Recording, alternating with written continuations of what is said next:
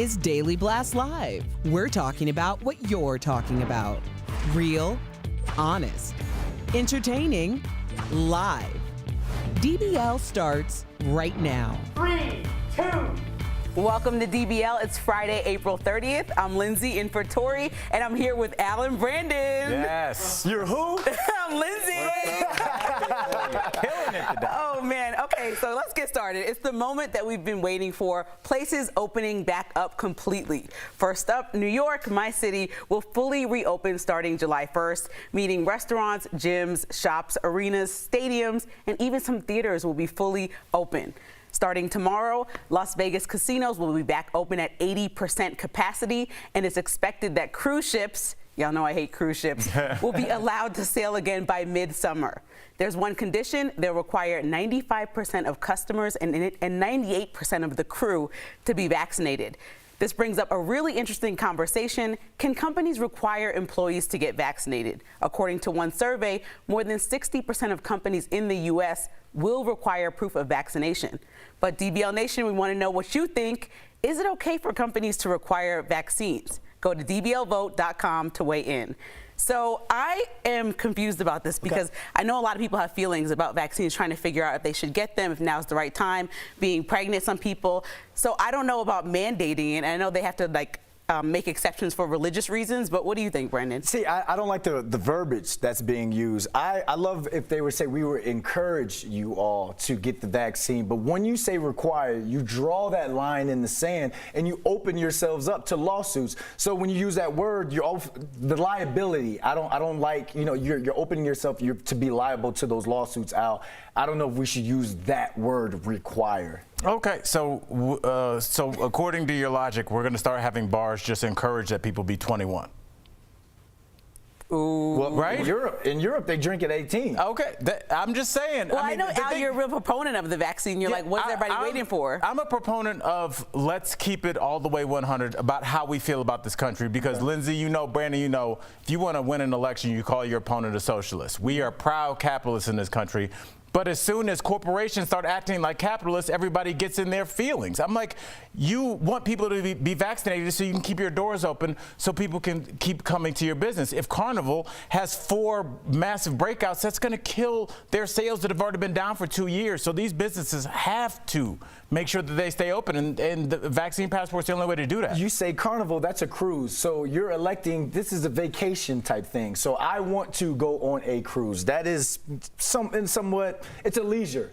Working, like our 9 to 5s, that was something that we require to put food on the table. So you're telling me that to some people, you have to get vaccinated in order for you to get back to work or in order for you to even have a job. You could be a better coder, you could be a better manager than the next person, but what's going to separate me from not getting that job to you getting that job is I'm not vaccinated. That I just doesn't. Well, who's giving you that job? Our parent company, Tegna, right? Yeah. And if we have an outbreak, Lindsay, you're pregnant. You've got to go for a month or 2. So we lose Lindsay. We lose our executive producer. 9 News is gone, and then all of a sudden, now Tegna's like, how do we make money to pay for your job as a coder? So I think it all kind of. Yeah. So many companies are letting people work from home and have been for the last year and a half. The whole transition is so abrupt to just say get vaccinated by this date, come in. So I know some companies are being flexible and some companies have a hard date, but that decision is going to be tough on when the vaccine will be required, because just like with schooling, what we always talk about, at some point in 5 years from now, this vaccine is going to be normal. Yeah, right. So exactly. Well, let's just read the vote. Let's see what the people think. So what, 70% of people say yes, that it's okay to require the vaccination, and 30% of people say no. So I think that's about right too. Yeah. In terms of how people feel. All right, we've got a quick update to the conversation we had earlier in the week, all about my guy, Joe Rogan. He told his million of podcast listeners that if you're young and healthy, there's no need to get vaccinated. And he got a lot of pushback, including on our show. Even Dr. Fauci responded, saying all eligible Americans should get vaccinated. But now Joe Rogan is walking back those comments, or is he? Here's what he said on his podcast yesterday. You be the judge. I'm not an anti-vax person. Right. In fact, I said I believe they're safe, and I encourage many people to take them. I just said I don't think that if you're a young, healthy person that you need it. Their argument was you need it for other people. So you don't transmit the virus. That makes more sense. So But that's a different argument. I'm not a doctor. I'm a moron. And I'm a cage fighting commentator who's a dirty stand-up comedian. I'm not a respected source of information, even for me. Okay, so what do you make of those comments? I wanted to talk about the comedian thing because he used that alibi to say, hey, don't trust me, I'm not a doctor, but Al's a comedian. So is that okay with his large following? I don't even know. I don't think we realize that when we're talking, we're just in a room, we're talking to my friends, that these cameras go somewhere. And when Joe Rogan is talking to his friends, I don't think that he realizes that for 3 hours a day, his thoughts are going into his followers' heads. His followers probably hear his voice more than anybody else in their life combined, and it ain't close.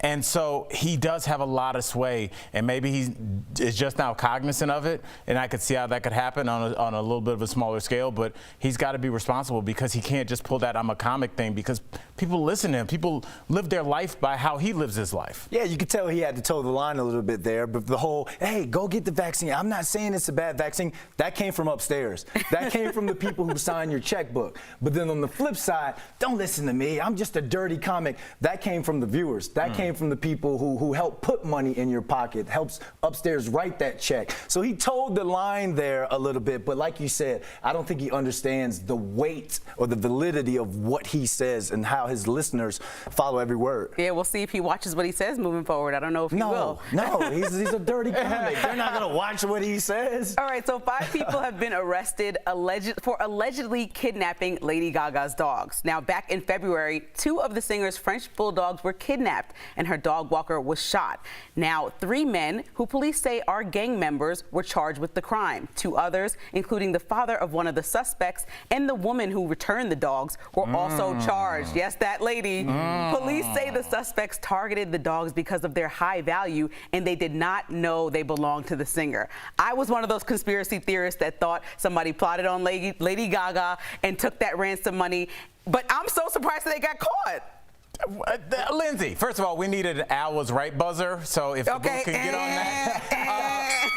Thank you, I'll take it. You know, because I was just like, and it's weird because I was telling our executive producer Chris this before we started the show. It's almost like when like bad guys rob the Joker in Batman, and they don't know they're just 2 guys mugging a guy, and they're like, why is this guy laughing? They don't realize what they're doing. I think that's what it was. I think they were just like, here's a quick $1,500, and we're gonna keep it moving. I don't think that they wanted to kill anybody. I think the shooting was probably not intended. You know, once you pull a gun out, you're like, I got to use it now. And I think all these things just snowballed on these dog thieves, and now all of a sudden they're facing like attempted murder charges. Attempted murder charge. But here's the thing, like I still have a hard time thinking that they didn't know that it was just random. Because when we're talking about, maybe because it wasn't Lady Gaga, maybe they didn't know it was Lady Gaga, but when you talk about dogs, I think they looked at it like, look at how we put dogs on a pedestal in America. Someone's gonna pay money to get their dog back in that sense. Now, I'm not trying to like advocate for them, because like you said, they just made the dumbest move in the world. But the girl who went to, like, what are Brandon. you doing? Okay, I agree with you guys. Love you, I agree with you guys about the girl. She may or may not be dating one of the people that were criminals, and she got herself in some nonsense. But are you guys sounding like you're defending the criminals that shot somebody? No, like this is what I'm hearing you guys say. No, I'm just saying I think that they were so dumb that they didn't know. They were that ignorant. Yeah. And then to compound my point, they then sent one of the suspects to the police department. That was their plan, Lindsay. Let me tell That's you, what they had on a dry erase board. I always tell Colin I'm ride or die, but like not that ride. If you do something like that, I'ma holler at you later. Bonnie and Clyde, didn't they die at the end? That was just Bonnie. Yeah, Clyde was like, I'm gonna be out here. All right, guys, we'll figure it out. Hopefully Lady Gaga does too. Coming up on DBL, we're talking with reality star podcast host, author Heather Dubrow. She's keeping it real with DBL Nation and hot button debate. Do you use self-checkout or go to the cashier at the grocery store? We're chatting about it next. Closed captioning provided by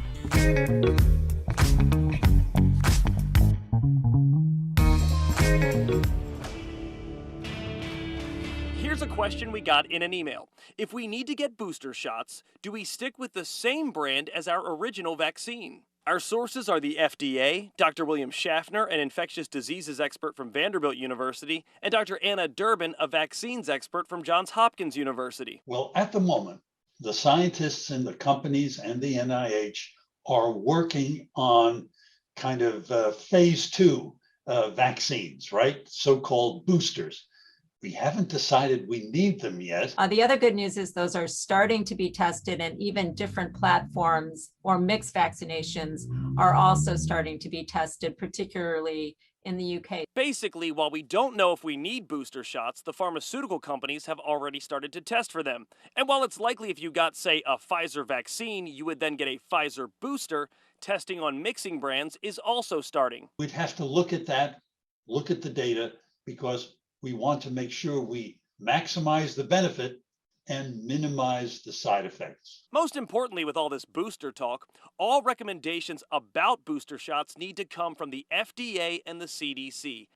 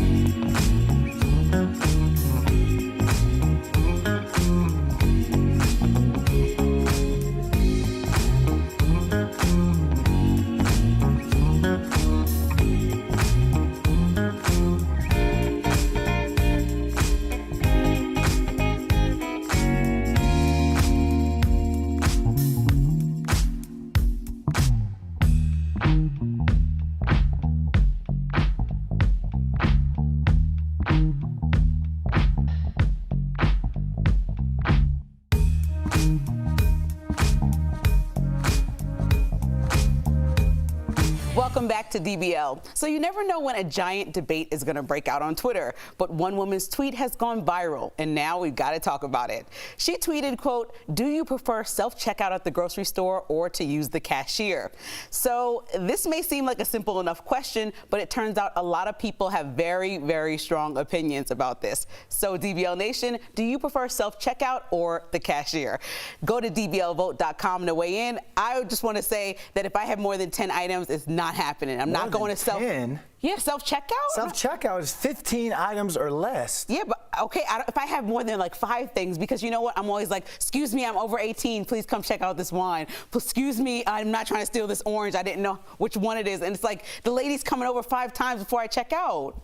Look, I will say this, that was one of the perks for me getting sober, honestly, is you can use the self-checkout line without any booze. So you can go quickly, and if you were able to locate a barcode, it's pretty easy. Now, they have not figured out fruits and vegetables, because when I have fruits and vegetables and I try and weigh them, because then you're like, oh, this is broccoli, and then there's 15 different broccolis that come up. Like, is this a bunch? Is this one? So yeah, it's a problem. But like CVS, I'm always self-checkout. Brandon, what's that face for? The broccoli, it tells you, they have the pictures of different types of broccolis. What type of broccolis did you get? Boom. The quantity, you type that in. So you always self-checkout? Yeah, always. Okay, but by the time you're done typing your soliloquy in, then I would have been out the door in my car. You're literally like, okay, organic broccoli 2187. How many? Like, who wants to do all that? You just said that you would go to a cashier with 11 items. You're the reason why the line is that That's long. a good point. They have another line for you, Lindsay. Thank you. Okay, well, I'm sorry, Brandon. As an adult, usually people go to the grocery store and buy about 11 plus things. Do you go and buy 4 things? No, I buy about Brandon's 15 things or less. Just like they say, if I have to lean either side, it's the self-checkout, just Team Brandon, just because it's faster. But I do feel you, Lindsay. If you have any wine or anything, just the wait to have somebody come over is worth it to just stand in line. And they're going to 4 other people as well as you. So it's not like, oh, they're coming right to your service. But here's the thing. Okay, so take that wait. Let's say you're waiting 30 seconds for the attendant to come over there. What about the 15 minutes you're standing in line because someone just bought the whole entire grocery store? But Brandon, you're losing the whole point of that. You can sit there and judge the items they're buying. All right, I'm reading the final vote. Obviously, really? We are stuck somewhere. So 42% say self-checkout, 58% thank you very much, because we're adults, like to talk to a cashier. Okay, we'll be right back with Heather Dubrow. We all know that movement is like medicine, but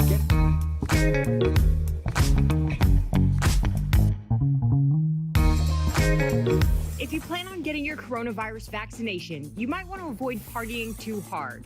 Let's connect the dots. Doctors have already said a moderate amount of alcohol is probably safe before or after you get your coronavirus vaccine. There hasn't been research on how it interacts with the COVID-19 shots, but medical experts don't expect it to be a concern. In fact, studies have suggested small amounts of alcohol can actually benefit your immune system by reducing inflammation. But when it comes to heavier alcohol consumption, the story changes. According to the New York Times, doctors are not recommending drinking excessively around the time of your vaccination. That's because heavy drinking, especially over the long term, can hurt your immune system, which needs to be up and running for the vaccine to do its thing. So what's the difference between moderate and heavy drinking? Moderate for men is 2 drinks a day, and only 1 drink for women. Heavy drinking for men is 4 or more drinks a day, and 3 or more for women, which is why you might want to keep that celebration on the small side.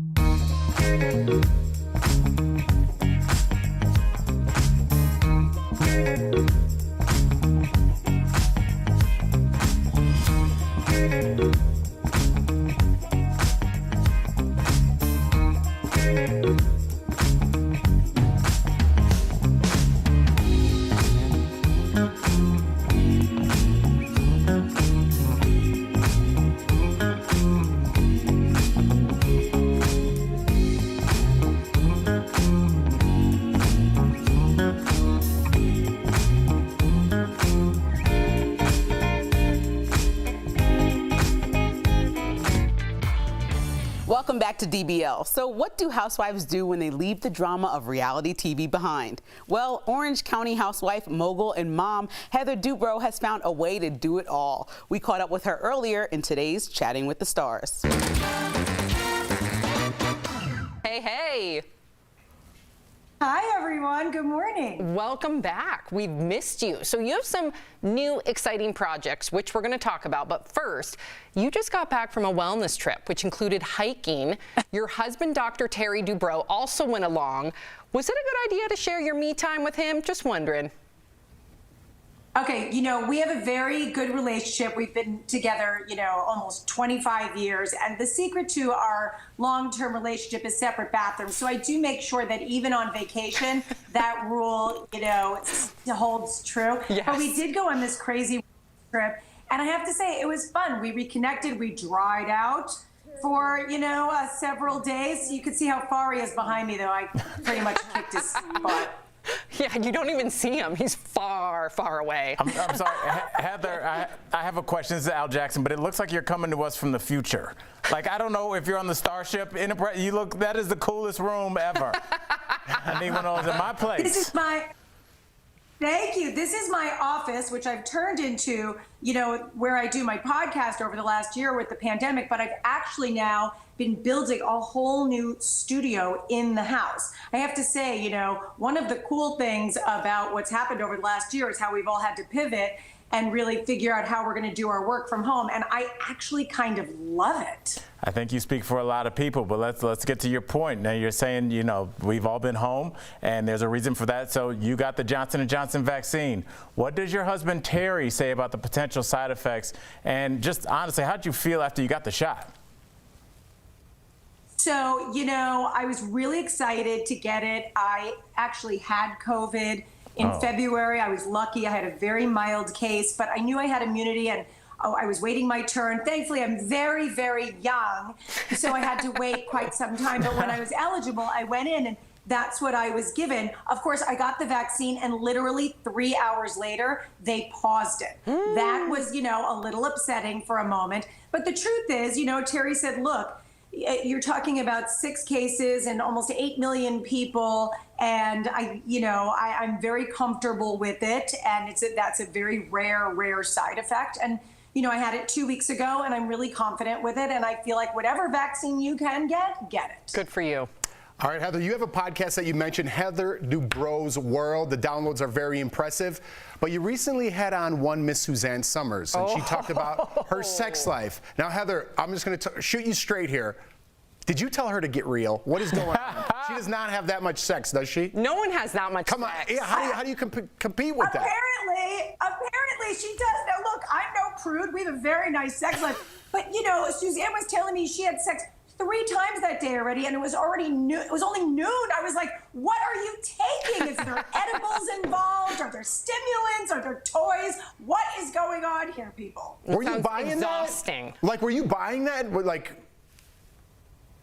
yes, I totally bought it. I thought it was crazy. It. And but I love it, and I love how happy they are, and it gives me so much faith in our marriage and how well we're going to be doing years from now. I was just really excited about it. And that's the kind of crazy stuff that people will tell you on a podcast. So I love doing my show. We're over 115 million downloads at this point, about 6 years in, and it's been an amazing ride. You really do get the tea from everybody. It's quite interesting to listen to. I love it. Now, you've been teasing a new show that you're developing with Terry called The 7-Year Stitch, and are currently seeking couples that need a relationship makeover. So what is a relationship makeover, and what more can you tell us?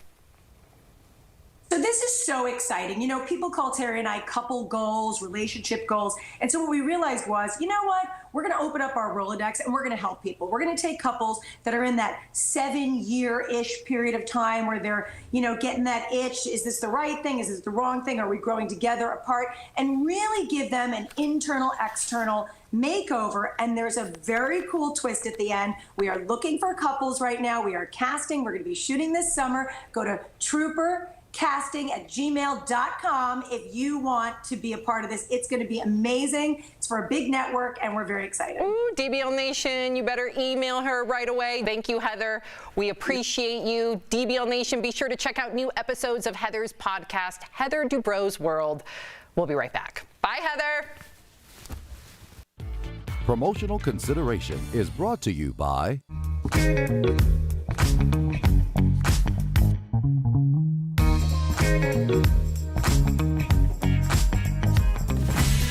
Summer's just around the corner, and for many kids, that means packing your bags for camp. So how safe is it this year? Let's connect the dots. The CDC recently released recommendations for summer camps. They say kids and counselors should wear masks and spend as much time outside as possible. When inside, windows and doors should stay open. And while the CDC did not suggest a vaccine mandate, they strongly recommended eligible employees and campers get the shot. Last year, many camps stayed closed or had limited activities because of COVID, but health officials did learn some important lessons from the camps that stayed open. Last June, nearly half of the 600 campers and staff members at one summer camp in Georgia tested positive for COVID. A CDC report found the camp was not requiring masks, did not open windows and doors for ventilation, and encouraged loud singing and cheering. Meanwhile, camps that implemented multiple safety protocols experienced only a handful of cases. A successful tactic used by those camps, keeping kids in small groups where they only interact with each other. And that is connecting the dots.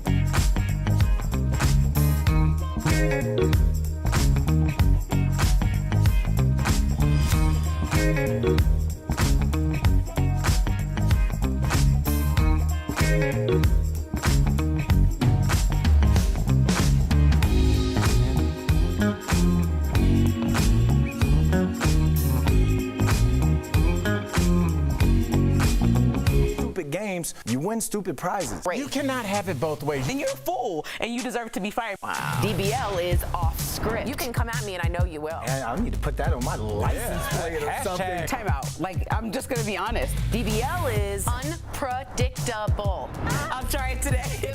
Well, now this is where I need to upgrade to. Is it cool? A little bit. DBL is your daytime destination. Oh my God, I love that. I feel like we're so rude. Yes.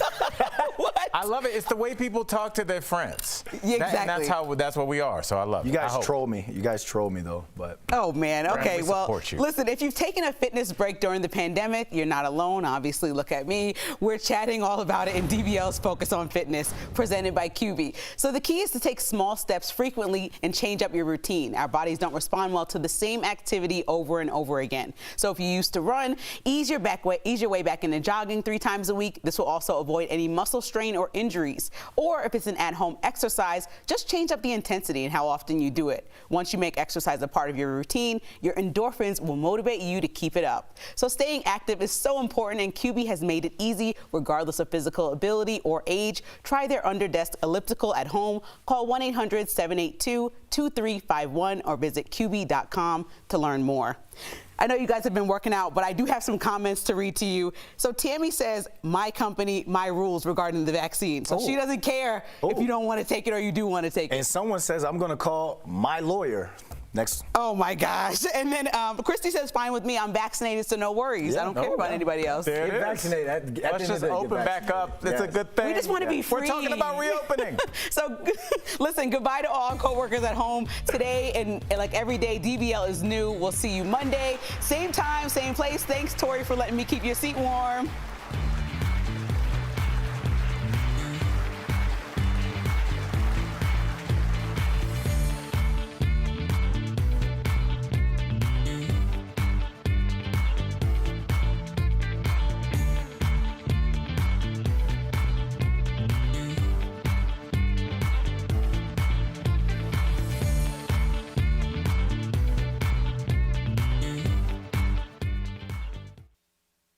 Thank